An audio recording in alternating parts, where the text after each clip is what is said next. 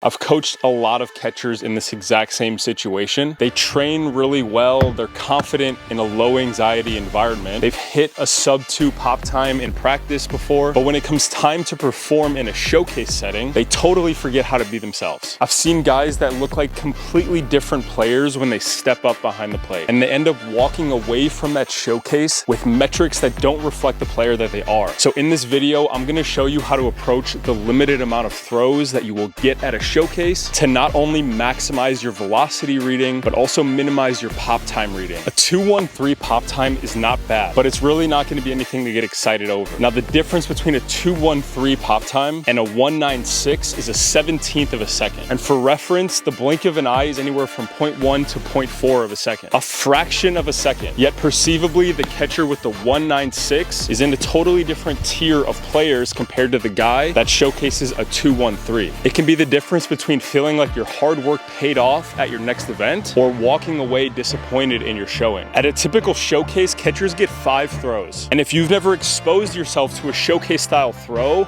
you're dead in the water at your next event. They're gonna call your name and all the eyes are on you. Chances are your heart rate is gonna be a little higher, you're gonna be a bit more nervous than usual, and all of your senses are gonna be heightened. If we know anything about our throw as catchers, it's that if we're dealing with a fraction of a second, then any fraction of inefficiency within our throw is going to be magnified when the pressure is on. So if you're a catcher who's capable of solid metrics when all of the pressure is off, but struggle to perform when the pressure is on, you need to actually practice your approach to high pressure situations a little better. If you're a catcher that wants to throw better at their next showcase, practice the approach of 5 do or die throws after coming in from your catch play. Have your dad or your buddy announce your name super loud like they would at an event, and actually take it seriously and make sure they take it seriously as well. Visualize yourself mentally at the showcase. Practice walking out to the plate and then take 5 throws, max effort, going for the best pop time and best velocity that you possibly can. Then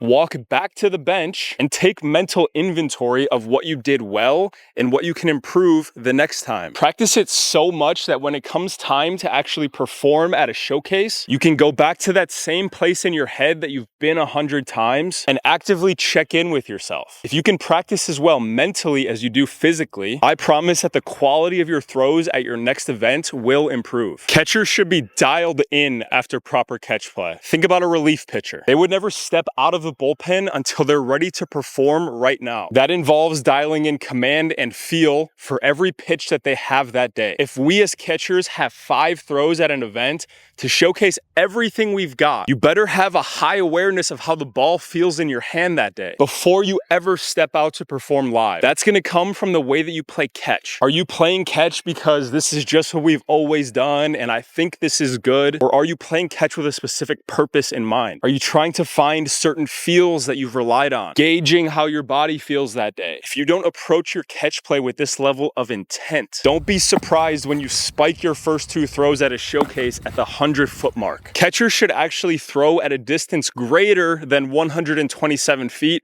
from the crouch. Have your partner back up to where the lip of the grass might be behind second base, and then practice throwing the ball through his chest starting from your secondary stance. You can force yourself to push your limits, and with enough time and practice, you can teach yourself how to throw with the right backspin and carry that would look appealing to a college coach. Once you feel good at a distance of 140 to 150 and the ball is coming out of your hand firm and on a line, then have your partner come back in to where second base is at 127 feet. Now you're gonna be throwing through the base instead of trying to place it on the corner. And if you can do all of that in a consistent and controlled manner in practice, you'll be ready to perform in a high pressure situation when everything ramps up around you. Coaches want a catcher that can control the pace of the game. They want to know that you can handle pressure. The entire team that's in front of us is going to mirror our pace and control, whether we realize it or not. The catcher that gets frustrated easily or lets his emotions get the best of him is going to be a liability to a coach. And if that coach aims to put together a winning team, a catcher who can't keep things under control behind the plate isn't the guy that coach is going to trust on the field. At a showcase, everything can feel rushed. Not enough time to get loose, play catch, whatever. They call your name and now you've got to rush into position and make 5 throws to show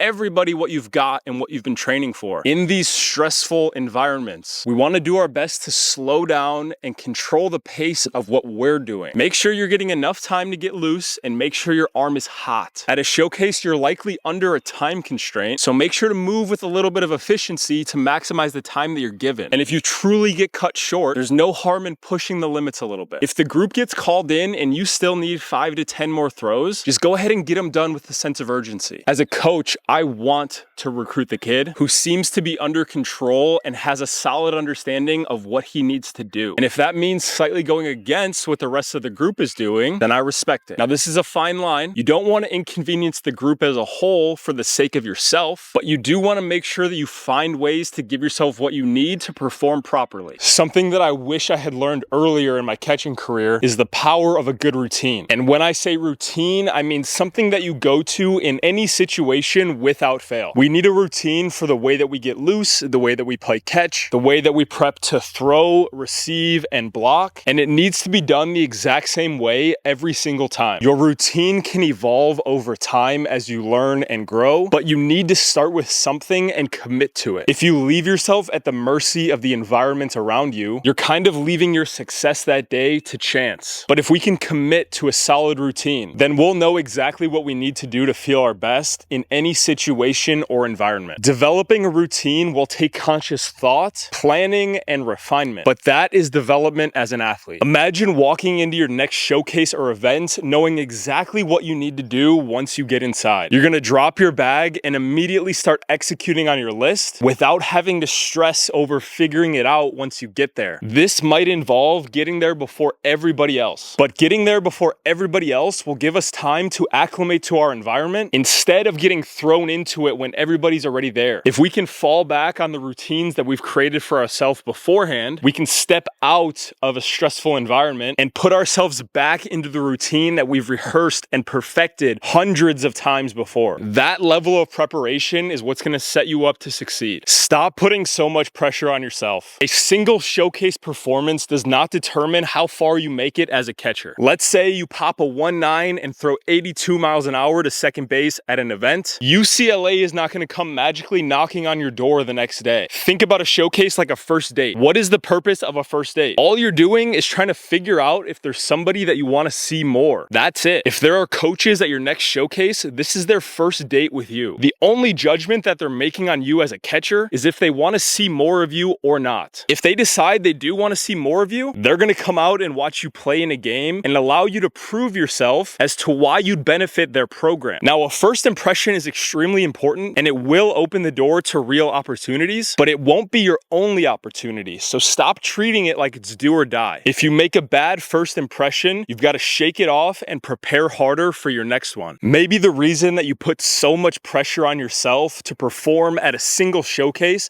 is because you're not doing enough to hedge your bets. A showcase is by no means the only way to live your dream of playing college baseball. It's actually only one of many ways to get there. I asked one of my catchers who's now a freshman in college what his recruiting process actually looked like. He told me that he would email 50 schools every 2 weeks. That's over 100 touch points per month. Now, how many have you sent this month? If that number is below 25 and you tell me you want to play college baseball more than anything, something isn't adding up. Do you think my college catcher felt pressure when he was at showcases, knowing the amount of work he was putting in outside of those showcases? Maybe he felt a little bit of pressure, but not nearly as much as you might feel if you're betting it all on one chance. Plain and simple, you've got to want it, and the guys that want it will make it happen. How to maximize your velocity reading and minimize your pop time reading in 5 throws at your next event. Most showcases are going to give catchers 5 throws from the crouch. You might get 2 warm-up throws if you're lucky. Whoever puts on this event is going to publish your best velocity reading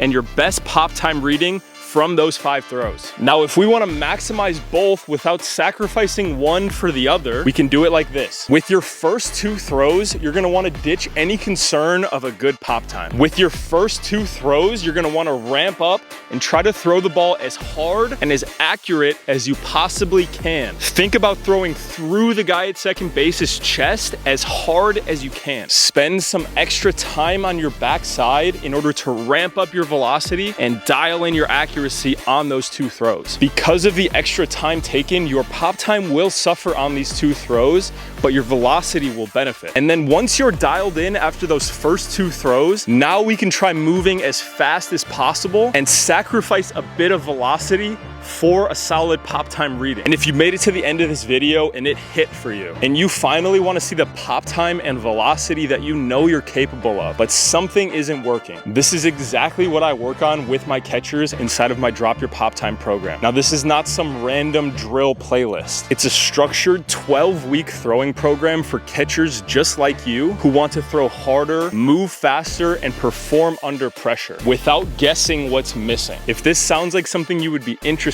in, you can find me on Instagram at ProPointCatching. Send me a DM with the word pop time, and I'll ask you a couple questions to better understand your situation, and I'll get you all of the information that you would need to join the program.